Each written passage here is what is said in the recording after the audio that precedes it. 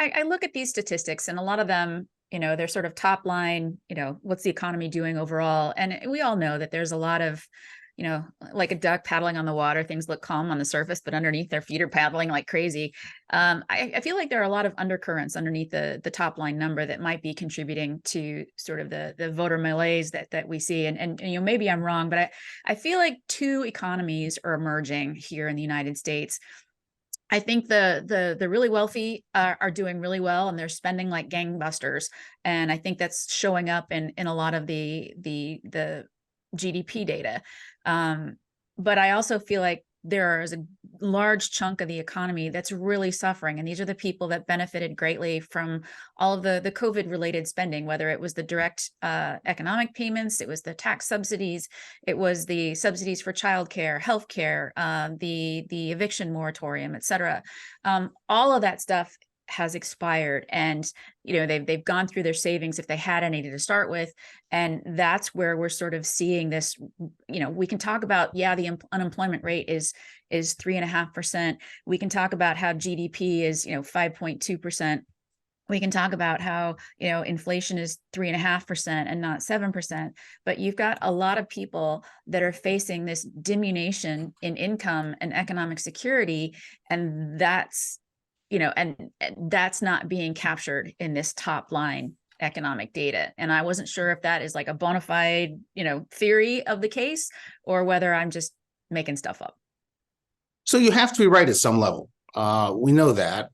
Certainly single numbers don't summarize everyone's experience. That's the first and obvious point. Second is that for a large chunk of 2023, real, that is inflation adjusted, disposable income has been rising.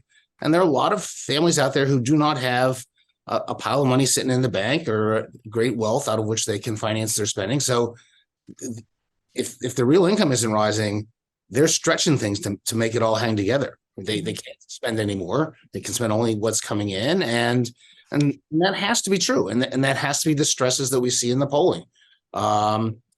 If circumstances get worse for that group, they will unquestionably be among those who are going to cut back even more, and that's why we worry about broad economic downturns. So that's I think there's something like that out there, because there has to be. The numbers can't add up any other way.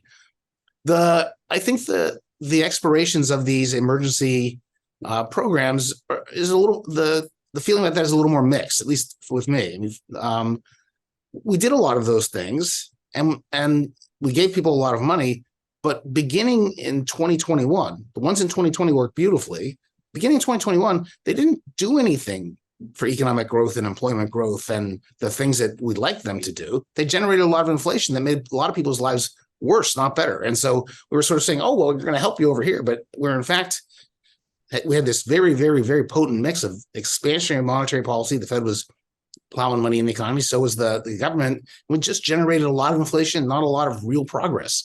So getting that back onto a better balance, I think, has been a big part of what's gone on this year, and we're getting there. I mean, we're sort of got the labor market roughly back in balance, in my view. We've got the goods market sort of roughly back to where it is. We have some services problems, and that's the last sort of piece of this puzzle, is getting the services sector of the economy to grow at a more reasonable rate.